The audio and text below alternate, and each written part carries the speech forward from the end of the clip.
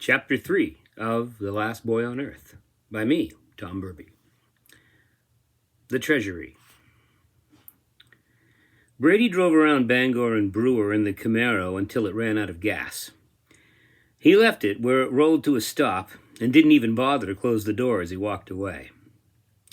His anger was finally purged. He'd found absolutely no sign of life anywhere. Nothing stirred. Nothing seemed to breathe. He found it puzzling, but somewhat amusing to play with the idea of death so that he didn't have to say the word. If he could avoid the word, he could avoid the feelings that came with it. Therefore, he thought of all the people he had seen, not as dead, but as pushing up the daisies. There were other euphemisms like buying the farm, kicking the bucket, joining the choir invisible, shuffling off to Buffalo, and he liked the phrase taking a dirt nap the best.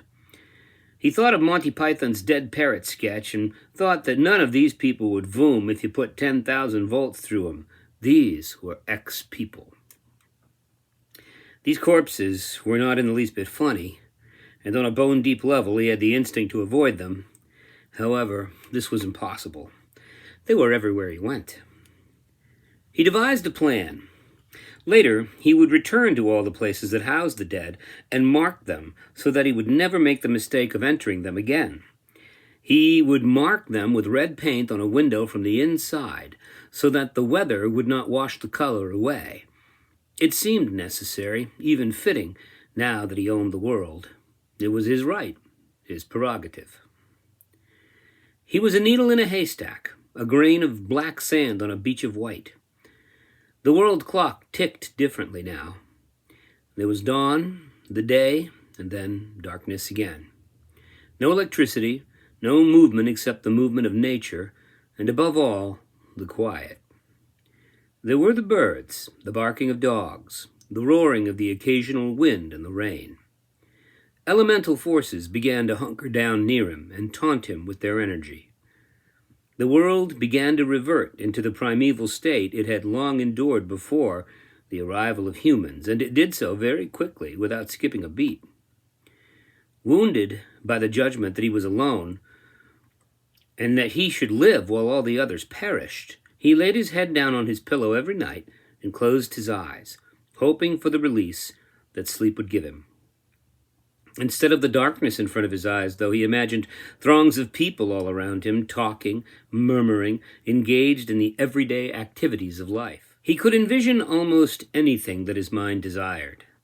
His imagination was a mini-movie theater, and he was the writer, director, and principal actor in a series of ordinary, everyday scenes.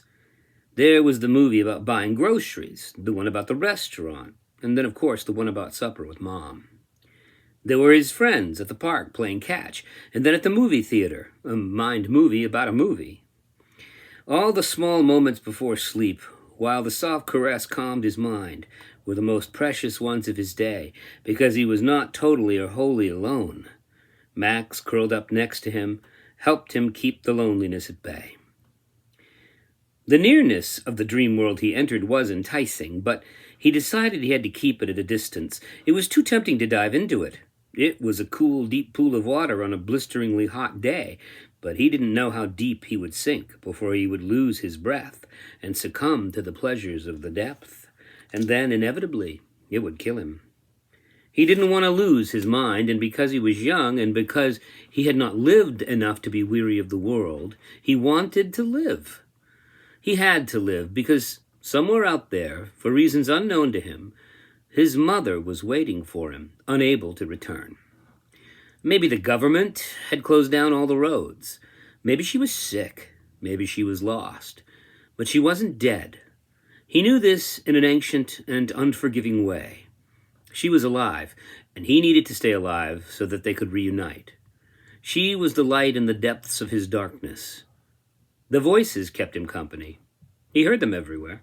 He couldn't help but wonder what they were, because he knew in his heart that he wasn't dead. They were. They must be. All the other people in his apartment building, all the people in the cars on the side of in the middle of the road, and all of those left in the aisles of the stores he had visited. In the solitary silence of his mind, he heard them. Whispers, whispers.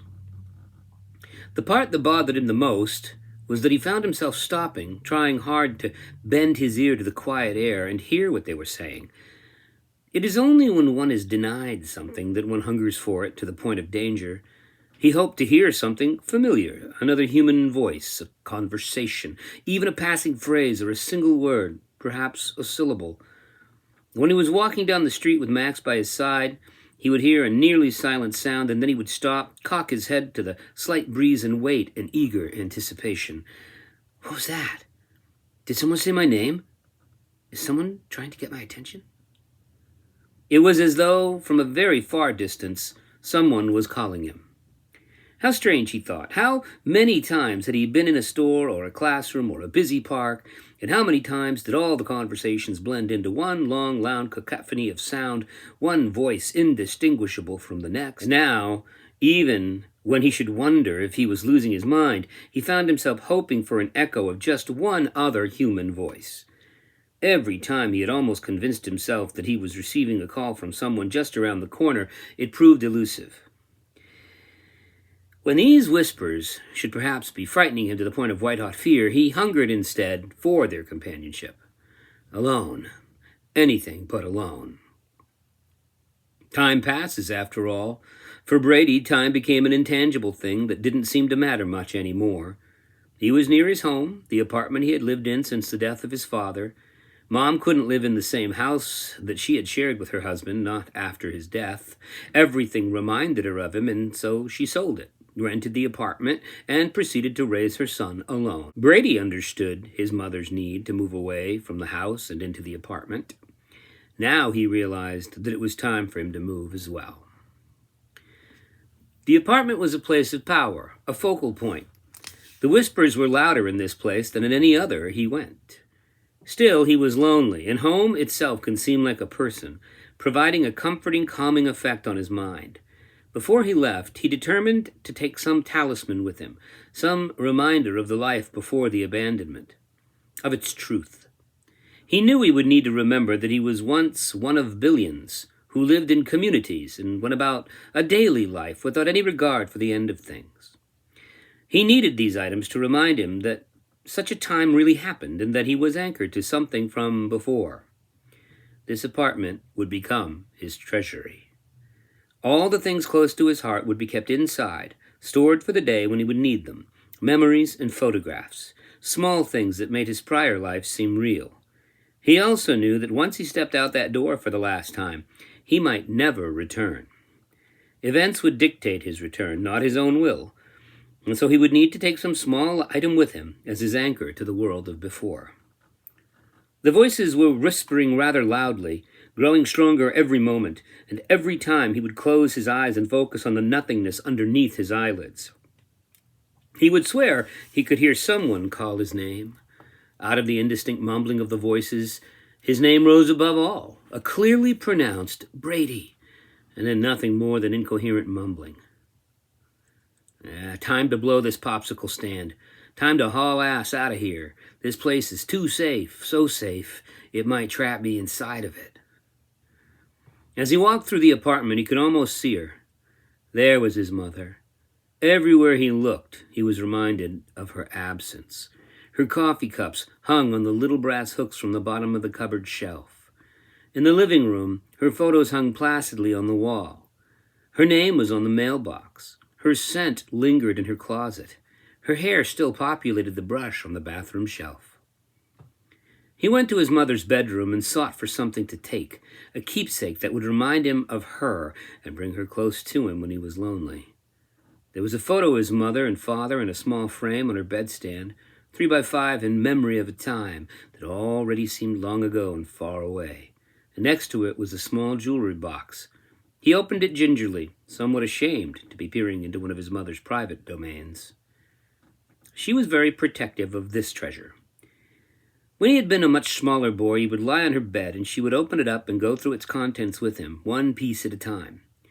This ring, Mom would point out, came from Grandmother Jalbert, while a pair of pearl earrings might have belonged to her husband's mother, Grandma Smith, gift upon their 10th wedding anniversary. There were earring pairs, lampwork beads, necklaces, rings, and bracelets. But he knew what he was looking for. It was not in the top of the little chest, but in the small bottom drawer, a place set aside for only the most precious of things. He opened it and withdrew the item. It was her grandfather's medal, awarded for bravery in Vietnam. Grady's great-grandfather had been a pilot in the United States Navy and had been shot down over the Ho Chi Minh Trail. He had survived the parachute fall, and for 3 weary weeks he kept himself alive in the jungles, all the time finding his way south towards safety. He didn't know the name of the medal, but his mother took it out often and held it close when she was lonely. He died when she was 19, and this medal was her connection to him, and it would be his connection to her. His great-grandfather had earned it with courage and perseverance. His mother had imbued it with love. Now it could serve as his talisman. He wondered how to carry it, and decided he would pin it to the inside of his shirt against his skin so that he would always feel it next to him and remind him of his place in the family. And then he took the picture and slipped it from its frame, folded it carefully, and put it into his wallet. As he did so, he looked at the $3 in the wallet, laughed, and pulled them out, letting them fall haphazardly to the floor. Worthless. No need for money. Not anymore. It was time to leave this place. Like a curator of a world-class museum, he shut the windows, locked them, made the beds, and cleaned everything to within an inch of his life. And then he shut the door. In his imagination, he heard the hiss of the hermetic seal sigh a final farewell. He took what he needed and said goodbye, perhaps forever. With no one to disturb its quiet stasis, it might last a very long time. Come on, Max, let's go. He needed a place to live, but he also needed a place to spend the night. He might wander about the cities all day, but when the sun finally grew a bold orange red at sunset, he preferred having 4 walls around him. This was today's problem. Glancing at his watch, Brady saw that it was nearly lunchtime. How he would have loved a hamburger or some fries from Jimmy's restaurant. That would have been great. He would have murdered for a hamburger, but he hadn't had much meat except for canned tuna, chicken, and some beef jerky for a while. He had food in his backpack, and he took some biscuits for Max and a power bar and a can of Dr. Pepper for himself. They ate as they did everything, quietly. Brady's music continued to flood his ears when the silence was too heavy to bear. Right now he was listening to Green Day singing Good Riddance, and the irony wasn't lost on him. He was the world's #1 rock musician, the world's best driver, and the world's best thief. I'm the best of the best, because I'm all that's left. He surveyed the old neighborhood and decided that he no longer looked at the buildings as houses. There was something other now. No longer places to live. These buildings with their windows all black and the doors either locked or open, these houses with their 2-car garages, their flower beds, their window boxes, their mailboxes all in a row, were no longer homes. They were tombs. Within each one, he thought, could be a body, a family of bodies, or nothing at all, just a place full of artifacts of a life no longer being lived, each one a cave of disconnection. There might be photo albums full of pictures, and each and every person in those photos was gone.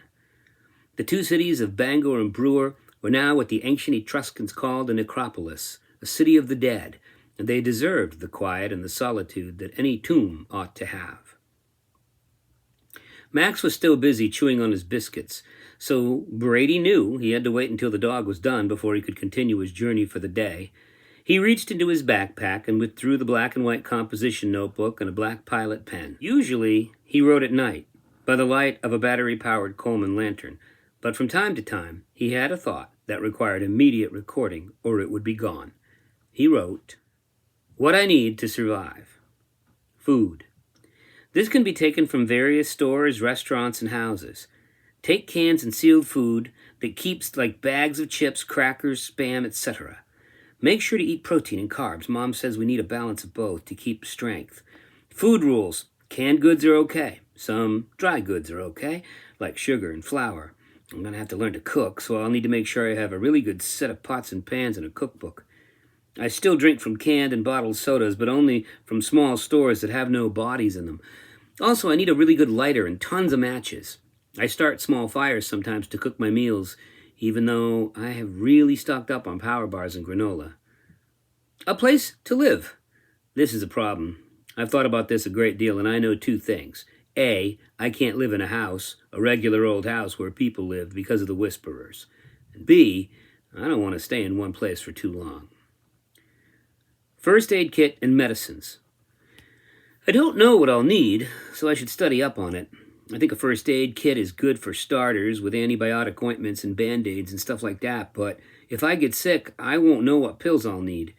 There are pharmacies and hospitals I can break into if I need to. I hope I don't get sick. Transportation. I need to get from place to place. I left my bike at home because it'll be too hard to take Max with me on it. He gets too tired running next to me. I need Max right now, too. He's my only company. I can drive any car I want. Still, how will I get gas into the gas tank? The gas stations must all have gas in their ground tanks, but the pumps run on electricity, and there isn't any more of that. Still, there might be a way. A good set of tools and a map. I'll need this because if anything breaks, I can't always rely on just going to the store and getting another one. I need a good tool set, maps, compass, all those things. I wonder if GPS devices still work. Music. This is to keep the whisperers away. If I listen to my MP3 player, I can hear the voices. I need music, and that means power for my player. I have an old MP3 player that uses a USB cable plugged into my laptop, but the laptop runs off of electricity, so that means a power source, like a solar charger or a generator is a must. I need a way to play my Xbox. This is really important. I don't even want to imagine a world without video games. A pair of binoculars. You'll need these because you might want to see something far down the highway or off in the distance. I haven't seen much yet, but sometimes I swear there's someone else out there, just in the distance, just far enough away for me to miss them.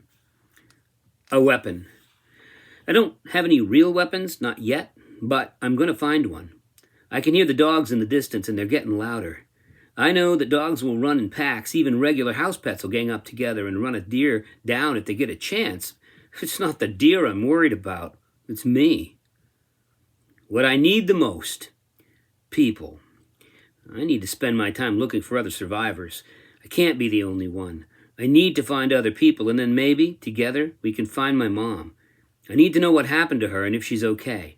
I need to talk to someone just to know I'm not alone.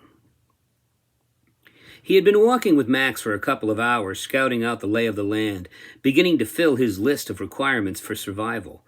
There were several smaller stores in the area, as well as gas stations that held many of the day-to-day items he would need.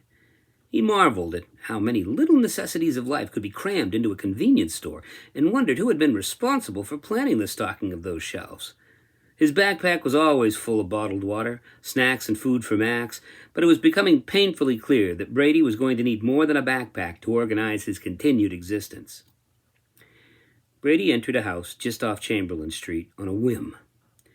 In the days and weeks to come, Brady would discover just how many roads we pass and never walk down, how many places are invisible to us even though we see them every day. This house was one such place, painted a nondescript white with red trim set back from the street a little further than most of the other homes, and mostly hidden by the lush growth of low trees and bushes. Brady approached it with what he thought of as a strange delight. This house seemed a little different for another reason that he couldn't quite fathom. He must have passed this place 1,000 times in his life, and he couldn't ever remember seeing it before. In the center of the front door was a metal knocker in the shape of a horse holding a brass ring in its mouth like a halter. Reaching up and unable to stop himself, he took the ring in his hand and banged it 3 times against the door. Although it was impossible, Brady could have sworn that he felt the earth shift the tiniest amount beneath his feet, and from a distance, not from within but from somewhere else, he heard the long echo of a neigh. He twisted the handle and found it unlocked. The door was heavy, and when he opened it, it seemed to continue to open of its own volition. Inside, Brady found himself surrounded by a strange collection of artifacts, art, and books. On the walls that weren't lined with books were paintings and photographs of horses, and on the mantel of the stone fireplace were trophies with little golden-colored horses surmounting their tops. Whose home this was he didn't know, but what remained told Brady enough to understand their passion for the noble steed. From room to room he searched, and in almost every nook and cranny there were accoutrements of whom must have been a person Brady would have loved to have known. Too late, he thought, a real shame. Brady liked this place, found it comfortable and welcoming, and for the first time since waking to the abandonment, he felt the comfort of home. Not his home, but someone's home. Max explored every room, his tail wagging confidently behind him, and then, after a thorough inspection, he jumped up on a worn leather sofa and curled up for a nap. Brady sat down in a leather chair next to the bay window with the green shades of sunlight straining through the trees and tried to think of nothing at all for just a minute. He felt welcomed. There, in the side table near a colorful stained glass lamp, were books. He ran his fingers over the titles in gold upon dark brown bindings. Moby Dick, The Scarlet Letter, works of Shakespeare, Hard Times, David Copperfield, Little Dorrit, and Don Quixote. He pulled the copy of Don Quixote out of the pile and opened it. It was the first time he had opened a book to read since he had awakened to the abandonment. He read the tale for a long time of an old nobleman in medieval Spain who spent his time reading his books about knights in shining armor and the destruction of monsters that no one but he could see. Accounted as a foolish man by most of the characters in the book, old Don Quixote didn't care what other people thought. The old nobleman looked at the world around him and saw treasures where other people saw trash. He surveyed the world and saw beauty where others saw ugliness, and monsters where others saw nothing at all out of place. One day, realizing that sitting around and waiting to die of old age was a waste of his precious time, old Don Quixote put on a rusting suit of armor and took down his dull and time-warped sword and went forth into the world to fight evil and rescue the helpless. He rode an old bag-o'-bones horse, but to him, in his imagination, Don Quixote saw a noble steed, strong of frame and able to carry his knight-errant through the lands that held such promise. The noble steed's name was Rocinante. Reading had always been his safe zone. Where other boys had baseball or hockey, he had books. They were portals, doorways to other places. Right now, in this quaint little edifice, a set of classic novels stirred his imagination, and for the first time in a while, he lost himself in a book. A very large tome indeed. No book had ever seemed this real to him before. In his mind, which was so adept at blending the real world with the world of imagination, Brady felt a strange kinship with the old nobleman from medieval Spain. Don Quixote saw the world as it should be, not as others saw it. Even if it was the old man's imagination, and even if he was insane, Brady thought that he could do worse than imagine a better world in place of the one outside that door. And then he fell asleep. He awoke to the sounds of birds singing in the bushes, and the rustle of wind through the world. Glancing at his watch, he was surprised that he had slept so long and so deeply. Max was sitting at his feet, his mouth open in that impossible canine smile. He needed to go outside and do his duty. Brady opened the door and felt the fresh, cool breeze and noticed a small garage behind the still more greenery. It was a quaint little structure with more curves than straight lines. Instead of a standard overhead door, which would never have fit, there were two wooden doors with curved tops and colored glass. They were unlocked. Brady suspected that inside would be the standard garden implements and perhaps a mower, like he had seen in 100 other garages, but he was pleasantly surprised at what he found waiting for him. A red and black four-wheeled ATV sat quietly inside. Along the walls on either side were tools neatly arranged on pegs, their outlines traced against the old brown pegboard. Bottles of lubricant and cleaners lined the shelf above the tools. The faint smell of oil met his nostrils. Leaning up against the back wall next to 3 red gasoline cans was a small trailer that could be hauled by the RV. The key was in the ignition. How could such things be? This house felt so familiar. This garage was, too. He could have closed his eyes and reached out, and he would have known where everything was. It felt to Brady like this place had been set aside just for him, like this four-wheeler was maintained and kept in good condition so that someday, after the fall of civilization, a lone survivor might stumble upon it and use it for his own. He mounted the seat and turned the key, opened the choke slightly, and pressed the starter button with his thumb. The red Polaris surged to life, growling like a panther, rumbling like the thunder of hooves, and with the fresh image of Don Quixote still mixing and lingering in his thoughts, Brady became the old nobleman, and with his four-wheeler became Rocinante, his noble steed. Squeezing the throttle, Rocinante roared out of the little building and into the world. Max was barking and jumping up and down as Brady wheeled the machine out into the driveway, onto Chamberlain Street, and sallied forth into the world of deeds and monsters. Burying the speedometer needle to the right, the wind rushing past his face, bringing tears to his eyes, exhilaration filled his heart. Here was his horse, his machine, and his transportation. Immediately he began imagining how he could customize the four-wheeler to suit his needs, and his mind was alive with a purpose other than simple survival. Back at the garage, Brady took stock of his options with the four-wheeler. It had a winch on the front, a second saddle in back of the driver with a black tube railing. There was a small hitch on the back that connected to the small trailer, which was big enough, he surmised, to carry a lot of supplies. There was a small can of white glass enamel paint on the shelf of the little garage, and some painter's fine brushes among the tools, and by the time he was done, he had painted the word Rocinante on the front fenders. "Come on, Max," he called. "Get up on the back of this thing." Max didn't quite understand, so Brady gathered him up in his arms and sat the dog on the seat behind him of the four-wheeler. The steel tubing seemed to be tall enough to hold Max into the machine as Brady first slowly accelerated, and once moving, Max had no problem staying put. Brady hooked the trailer onto Rocinante and proceeded to find as many bungee cords and tie-downs and pieces of rope as he could to secure his vagabond caravan of supplies, as yet ungathered, to his mount. That night he went through the checklist, and next to the transportation he placed a big black check mark. It was a beginning. He settled down on the big leather sofa with Max at his feet, and by the light of a 3 LED battery-powered headlamp, he read more of Don Quixote until he fell deeply asleep.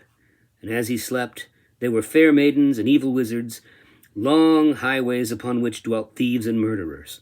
All of these denizens of his dreams waited for him, and for the first time since he had awakened to the awful truth of the abandonment, he slept without the whispers filling his ears. End of chapter.